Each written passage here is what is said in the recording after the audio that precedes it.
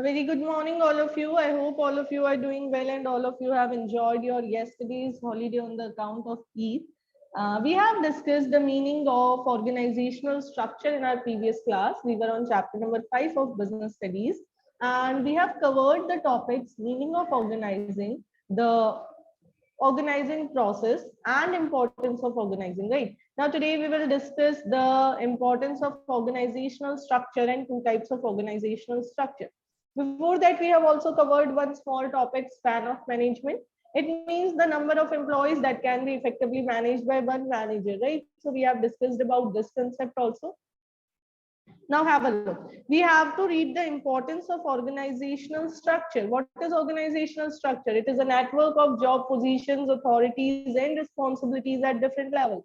Or we can say it is a framework of working of an organization. Now have a look. क्या फायदा होगा? Number one, it organizes properly all the operations of business and ensures better flow of communication. ये कह रहे हैं अगर एक structure बना हुआ रेडी होगा आपके पास, तो उस स्ट्रक्चर का फर्स्ट बेनिफिट आपको ये मिलेगा कि सारी चीजें सिस्टम से चलेगी, आपके सारे कम्युनिकेशंस बहुत प्रॉपर्ली होंगे, because everyone knows who has to report to whom. सबको पता है स्ट्रक्चर के थ्रू कि मुझे किससे बात करनी है, किससे डिटेल्स कलेक्ट करनी है और किसको इन्फॉर्मेशन प्रोवाइड करनी है. तो वहां पे कम्युनिकेशन थोड़ा सा सिस्टमैटिक और इजी हो जाएगा. नंबर 2, हमारे लिए बहुत इजी हो जाएगा बिजनेस के हर पार्ट की रिस्पॉन्सिबिलिटी को चेक करना, क्योंकि सबको उनकी अथॉरिटी और रिस्पॉन्सिबिलिटी क्लियरली स्पेसिफाई कर दी गई होगी. सबको बता दिया होगा what are the responsibilities of different individuals. Now आपको क्लियर आइडिया हो जाएगा ऑर्गेनाइजेशन के वर्किंग स्टाइल के बारे में. भाई ऑर्गेनाइजेशन में कैसा स्पैन है, ऑर्गेनाइजेशन का वर्किंग पैटर्न कैसा है. जैसे फंक्शनल स्ट्रक्चर बनाया, अगर जो हमने सेकंड पॉइंट पढ़ा था ना, grouping the job and departmentalisation, functional structure बनाया तो हमें पता चलेगा that organisation is producing one type of product. और डिविजनल बनाया तो हमें पता चलेगा कि यहाँ पे more than one type of product produce हो रहे हैं. Next, organizational structures allow correlation and coordination among physical, financial and human resources. यही तो हमारा टारगेट था. स्ट्रक्चर क्यों बना रहे थे हम? ताकि कोऑर्डिनेशन बने. किसमें? Among the physical, financial and human resources. तो ये इसका एक बेनिफिट हो गया.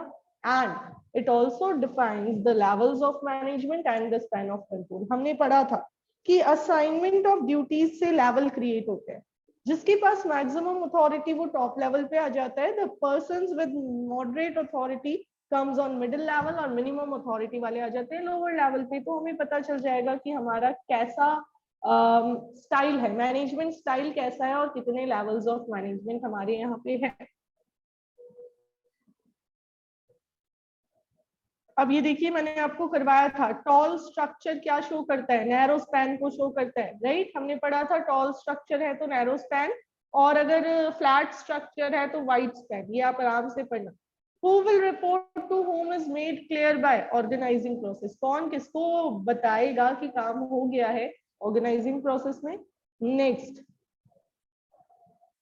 Third question is very important. CBSE का फेवरेट क्वेश्चन बन गया ये.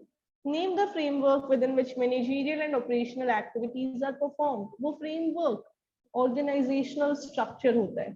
State any 3 reasons for the importance of that framework. You have to mention any 3 points of importance of organizing structure. काफी बार बच्चों को ये क्वेश्चन आता ही नहीं. ठीक है, तो अब मैंने आपको हाईलाइट करवा दिया है. अगर फ्रेमवर्क की बात हो, याद रखिएगा सिर्फ इसी चैप्टर में फ्रेमवर्क वर्ड आएगा और किसी चैप्टर में कहीं आएगा ही. तो हमें फ्रेमवर्क से याद कर लेना है कि ये किसका कीवर्ड है, ऑर्गेनाइजेशनल स्ट्रक्चर का कीवर्ड है. चलिए भाई आगे बात करते हैं. सेम लिखा हुआ है इस पैराग्राफ में, कुछ भी डिफरेंट नहीं है. सब पीछे वाला कॉपी पेस्ट किया हुआ है. ये दोनों चीजें हम पीछे पढ़ के आए. Whenever managers are performing organizing function, क्या रिजल्ट आता है? Organisational structure. फिर स्ट्रक्चर क्या है? नेटवर्क है जॉब पोजीशन, अथॉरिटी और रिस्पॉन्सिबिलिटी का. स्ट्रक्चर ये क्लियर करता है कि कौन किसको रिपोर्ट करने वाला है, who is the boss and who is the subordinate. ठीक है, ये हमें पता चल जाता है कौन बॉस है कौन subordinate. Now have a look. हमने जो प्रोसेस के सेकंड पॉइंट में पढ़ा था, 2 टाइप्स के स्ट्रक्चर होते हैं, functional structure and divisional structure. वही यहाँ पे हम दोबारा पढ़ रहे हैं. ठीक है, फंक्शनल और डिविजनल को डिटेल में पढ़ रहे हैं. फंक्शनल क्या था? When the activities related to one function are kept under one department. हमने बात की थी इसकी. Suppose all the production activities are grouped under production department, all the activities related to money are grouped under financial department, all the activities related with marketing of product are grouped under marketing department. तो ये जो structure हम बना रहे हैं, this will be treated as functional structure. Reading आप खुद करेंगे, मैं सिर्फ इसका basic meaning highlight कर देती हूँ. When the activities or jobs are grouped, keeping in mind the functions or job, then this is called functional structure. Example, you can do it by yourself. ठीक है, अब ये रीजन वाइज भी हो सकता है, जैसे मेरा नॉर्थ डिपार्टमेंट, साउथ डिपार्टमेंट, ऐसा भी हो सकता है. Now, each department can again be classified into sub departments also. हमने पढ़ा था ना, departmental heads work on middle level, whereas sub departmental heads work on lower level. तो डिपार्टमेंट के अंदर भी अगर अलग अलग एक्टिविटीज हो रही है तो उसके भी सब डिपार्टमेंट हो सकते हैं, और जो सब डिपार्टमेंटल एग्जीक्यूटिव्स होंगे they will be the persons working at lower level management. ठीक है, फिर आगे देखिए, बहुत सिंपल सा टॉपिक है ये. Advantages of functional structure. पहले किसी बच्चे को फंक्शनल का मीनिंग नहीं समझ में आया है तो बता दीजिए, I will repeat it for you. क्या है? सिंपल सा मीनिंग है, when we are making departments according to different functions, when we have kept all the activities related with one function under one department, such structure will be treated as functional structure. Now have a look on advantages. Number 1, occupational specialization. हर काम में specialisation आएगा, because production जो लोग कर रहे हैं वो हमेशा प्रोडक्शन ही करेंगे, और उनको प्रोडक्शन करते करते बहुत टाइम हो जाएगा, तो अल्टीमेटली उस फंक्शन में स्पेशलाइजेशन आएगा. हम प्रोडक्शन डिपार्टमेंट में ऐसे ही लोगों को काम देंगे जो उसमें एक्सपर्ट है, और जब एक्सपर्ट लोग एक काम अगेन एंड अगेन करेंगे तो ultimately it will lead to specialisation. तो ऑक्यूपेशनल स्पेशलाइजेशन, हर ऑक्यूपेशन में अपना एक स्पेशलाइजेशन आएगा. Next, promotes control and coordination within the department. क्योंकि एक डिपार्टमेंट के अंदर सारी एक्टिविटीज कॉमन ही है, एक ही फंक्शन से रिलेटेड है, तो उनमें इजीली कंट्रोल और कोऑर्डिनेशन बिठाया जा सकता है.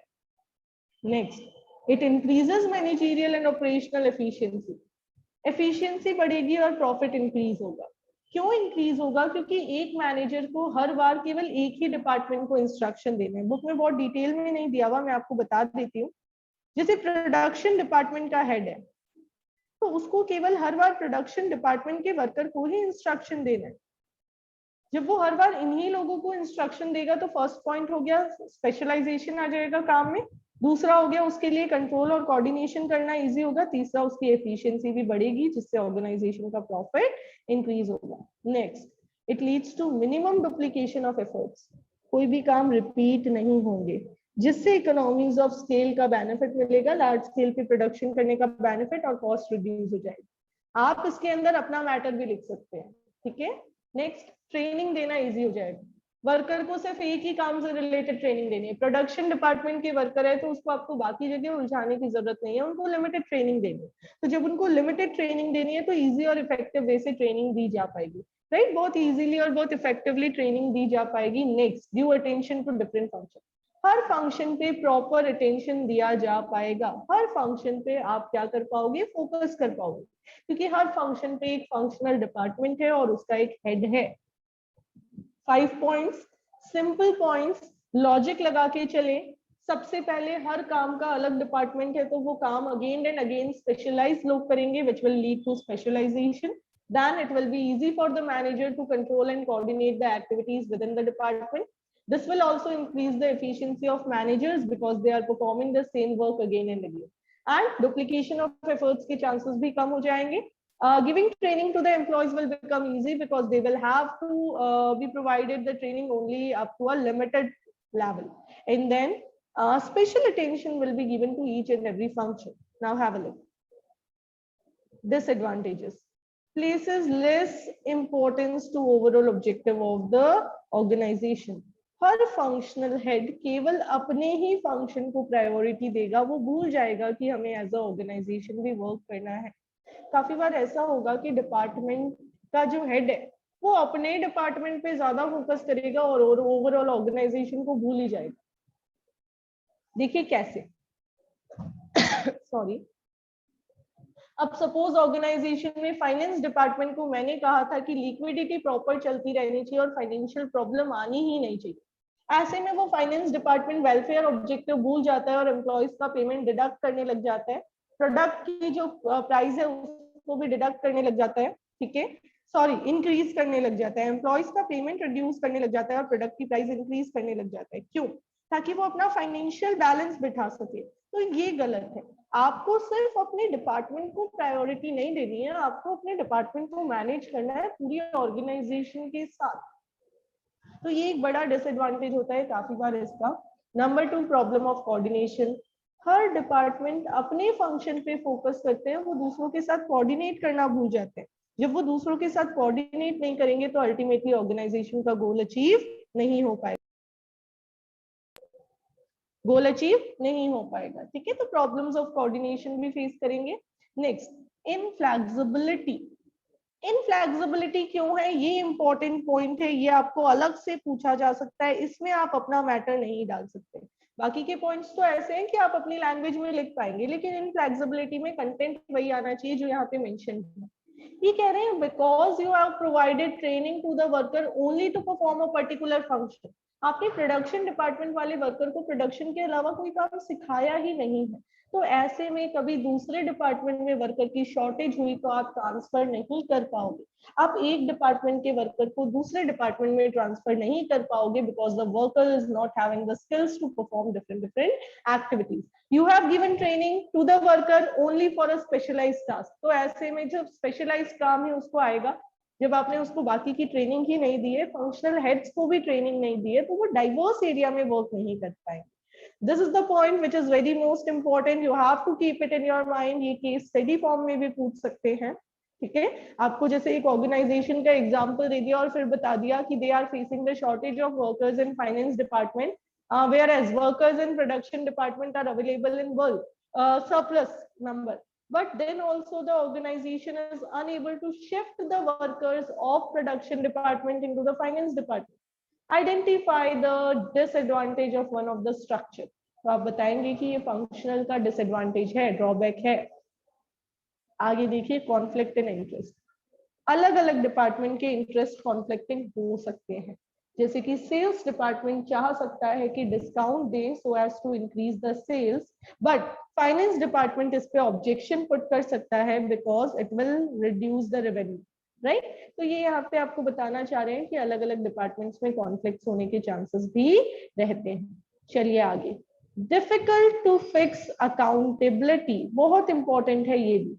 अकाउंटेबिलिटी का मतलब होता है आंसरेबिलिटी। कोई काम नहीं हुआ तो किसको ब्लेम किया जाए, यहाँ तो भैया किसी को ब्लेम नहीं किया जाएगा। सुनिएगा ध्यान से, सपोज मेरी ऑर्गेनाइजेशन को लॉस हो जाता है, ठीक है, मेरी ऑर्गेनाइजेशन को लॉस हुआ 20%। ऐसे में सबसे पहले ऑर्गेनाइजेशन के मैनेजर्स ने मीटिंग बुलाई और ये देखा कि भाई चलो, सभी टॉप लेवल वालों ने मीटिंग रखी और सभी मिडिल लेवल वाले हेड्स को बुलाया। अब मिडिल लेवल वाले हेड को बुला के सबसे पहले फाइनेंस डिपार्टमेंट वाले को पूछा क्या हो गया भैया, लॉस कैसे हो गया। फाइनेंस डिपार्टमेंट वाला कहेगा sir I am not the defaulter, ask the sales department, उन्होंने सेल्स ही कम की इसलिए लॉस हो गया। चलो ठीक है, अब आ गया टॉप लेवल मैनेजर किस पे, सेल्स डिपार्टमेंटल हेड पे। वो कहेगा sir I am not the defaulter, ask the production department, they haven't produced the output of good quality, that's why we have suffered a loss, that's why we were unable to sell the units of the commodity, right. अब चलिए, CEO आ गया production manager के पास। Production manager क्या कह सकता है आपके according, आप बताइए, if you were the production manager आप क्या करेंगे, आप किस पे अपना ब्लेम डालेंगे? एनीवन इमेजिन कीजिए सिचुएशन को। ये सुशांत, अनम्यूट एंड स्पीक।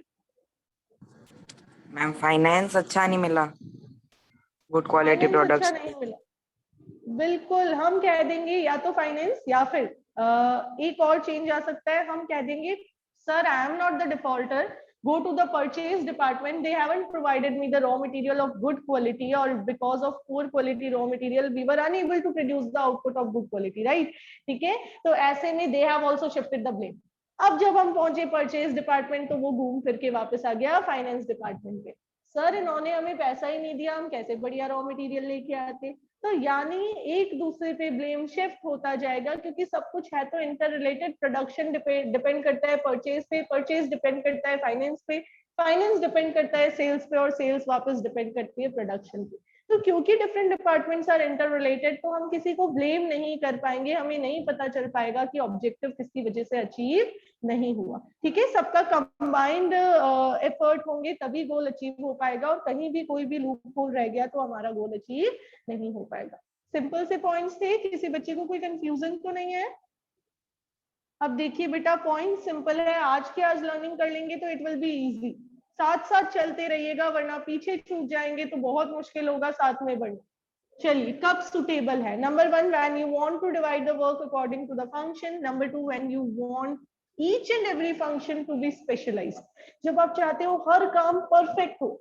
ठीक है। Number 3, when you want to group the similar nature of jobs under one department. And number 4, when your organization is producing only one product. अब काफी बार paper में आ जाता है, dash structure is suitable for a uni product organisation. Uni product, बच्चे confuse ही हो जाते हैं, कहाँ से आ गया, आउट ऑफ सिलेबस है। तो यहाँ पे आपको ध्यान रखना है, uni product means single product और single product means functional structure, right. चलिए भाई, किस किस को यहाँ पे कोई भी कंफ्यूजन है? एनीवन, कोई भी डाउट?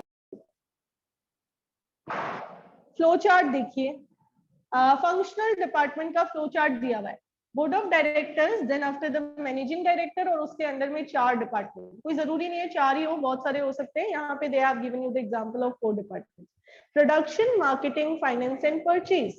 ठीक है, production, marketing, finance and purchase. अब प्रोडक्शन डिपार्टमेंट के अंदर भी 3 सब डिपार्टमेंट्स हो गए। प्रोडक्शन डिपार्टमेंट के अंदर प्रोसेसिंग होगा, क्वालिटी चेक की जाएगी और रिपेयर और मेंटेनेंस होगा। मार्केटिंग डिपार्टमेंट में advertising, sales, customer services and research. Finance department में कैपिटल स्ट्रक्चर रेडी करेंगे और फाइनेंशियल प्लानिंग करेंगे। परचेज डिपार्टमेंट में रॉ मटेरियल परचेज करेंगे, इनपुट्स का और मशीनरी का रिकॉर्ड रखेंगे और सारे परचेज का भी रिकॉर्ड रखेंगे। अब आपको ये अंदर वाले नाम आने चाहिए, ठीक है, कि कौन से डिपार्टमेंट में। ये आप खुद भी फ्रेम कर सकते हैं। You can imagine a organisation जहाँ पे प्रोडक्शन हो रहा है, तो प्रोडक्शन की कौन से सब एक्टिविटीज हो सकती है, वो यहाँ पे आप अपनी इच्छा से भी लिख सकते हैं। चलिए, डिविजनल, ये सारा आप अपने आप समझते जाइए, ठीक है, बहुत सिंपल है। जब ऑर्गेनाइजेशन बड़ी है और एक से ज्यादा प्रोडक्ट बना रही है, एक प्रोडक्ट नहीं बना रही, मैं मोर देन 1 प्रोडक्ट बना रही, तो ऐसे में मैं क्या करूंगी, एक प्रोडक्ट के सारे फंक्शंस एक ही डिपार्टमेंट में डाल दूंगी। मैंने कॉस्मेटिक लिया, कॉस्मेटिक का मैंने प्रोडक्शन, परचेज, मार्केटिंग, सेल्स सब कुछ एक के अंदर ही डाल दिया है, तो ये होगा मेरा डिविजनल स्ट्रक्चर। तो यहाँ पे एग्जाम्पल रीड कर लीजिए अपने आप, read the example by yourself. If an organisation वाला जल्दी से पढ़िए।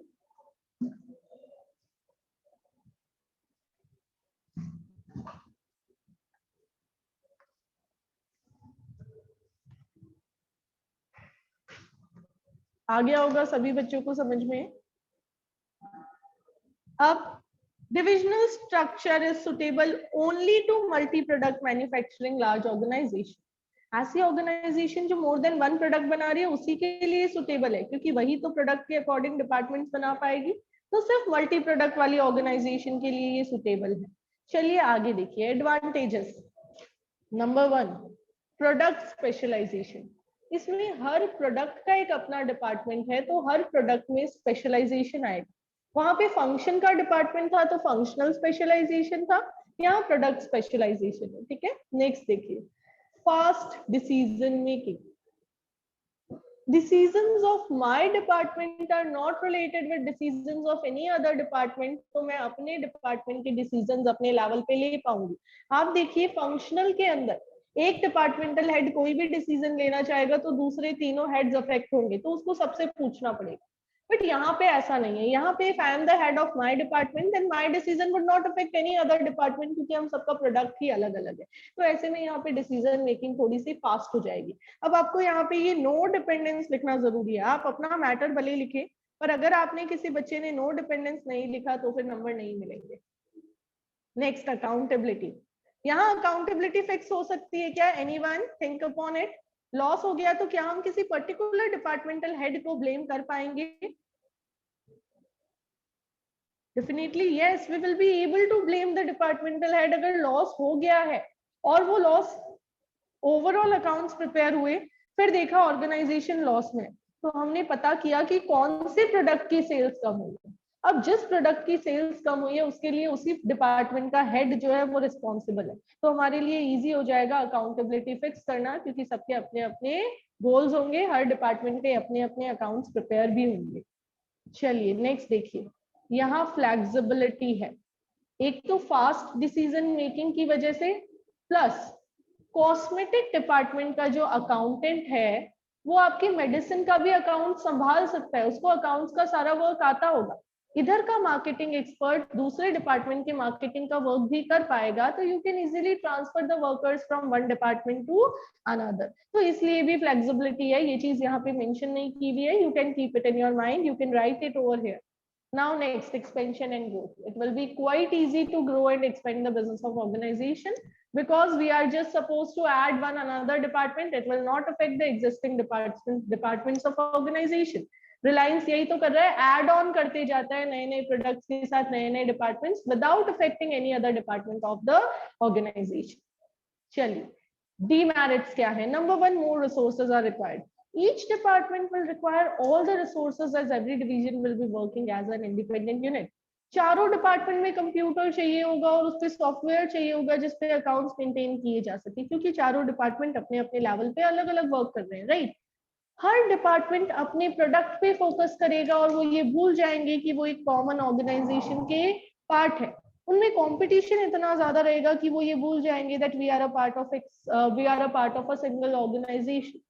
नेक्स्ट, कॉन्फ्लिक्ट हो सकता है, अगर मैनेजर ने किसी एक डिपार्टमेंट को ज्यादा फाइनेंस दे दिया तो दूसरे डिपार्टमेंट उससे नाराज हो सकते हैं, कॉन्फ्लिक्ट के चांसेस है।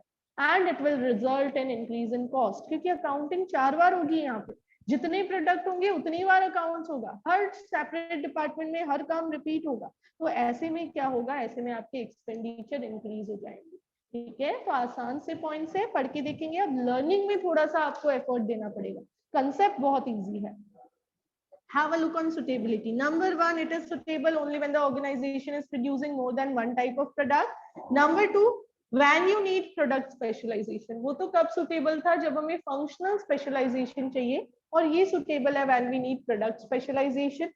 Number three, when organization requires each division to be self-contained as under divisional structure, each department has production, sales, finance etcetera, all the departments, right. तो जब आपकी ऑर्गेनाइजेशन ऐसी है कि हर प्रोडक्ट के लिए हर डिपार्टमेंट आपको कंप्लीट चाहिए, कि अपने आप में ही पूरा हो, किसी और की हेल्प ना लेनी पड़े, तो ऐसे में ये सुटेबल है।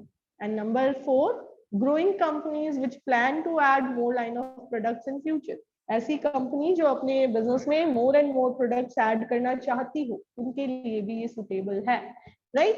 Now have a look on the difference between functional and divisional structure. Number one, basis of formation. Functional is framed on the basis of function, whereas divisional is framed on the basis of product. Accountability, it is tough to fix accountability under functional structure, whereas it is quite easy to fix accountability in divisional structure. Functional is comparatively economical. Economical means come cost आता है, but divisional is not at all economical. Divisional में तो expenses बहुत आते हैं, right? Next देखिए, development of managers, this one is important. आपको examiner पूछ सकता है कि इसके पीछे क्या रीजन है। ये कह रहे हैं मैनेजर का डेवलपमेंट फंक्शनल में कम हो पाएगा क्योंकि वो एक ही तरीके का काम कर रहा है, लेकिन एक डिविजनल वाले मैनेजर को मैंने सारी रिस्पॉन्सिबिलिटीज दी है तो वो मल्टी फंक्शंस परफॉर्म कर रहा है, तो उसके डेवलपमेंट के चांसेस कंपैरेटिवली ज्यादा है। स्पेशलाइजेशन, फंक्शनल में फंक्शनल स्पेशलाइजेशन आएगा और वहां प्रोडक्ट स्पेशलाइजेशन आएगा। कोऑर्डिनेशन, फंक्शनल में डिविजनल की कंपैरेटिवली कम। क्यों? क्योंकि अलग अलग डिपार्टमेंट इंटर रिलेटेड है तो उनके लिए टफ होगा आपस में बना के रखना।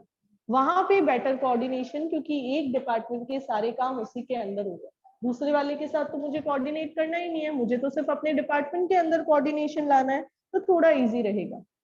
फ्रीडम, फंक्शनल में कम, डिविजनल में ज्यादा, क्योंकि एक मैनेजर के पास सारे काम है तो वो कुछ फ्रीडम अपने वर्कर्स को देगा, कुछ डिसीजन मेकिंग पावर अपने वर्कर के साथ शेयर करेगा। Functional is suitable for every organisation, divisional is suitable only for the organisation producing more than one type of product. ठीक है, फंक्शनल तो सभी के लिए सुटेबल है, पर डिविजनल सिर्फ उनके लिए सुटेबल है जो मोर than one type of product बनाते हैं। Anyone, any doubts? No? All right then. So students, we have completed up to the difference between functional and divisional structure. This is the most important part of your chapter. Make sure you have to prepare your chapter up to this part. Okay. Okay. So we are ending the class over here. Have a nice day. Enjoy your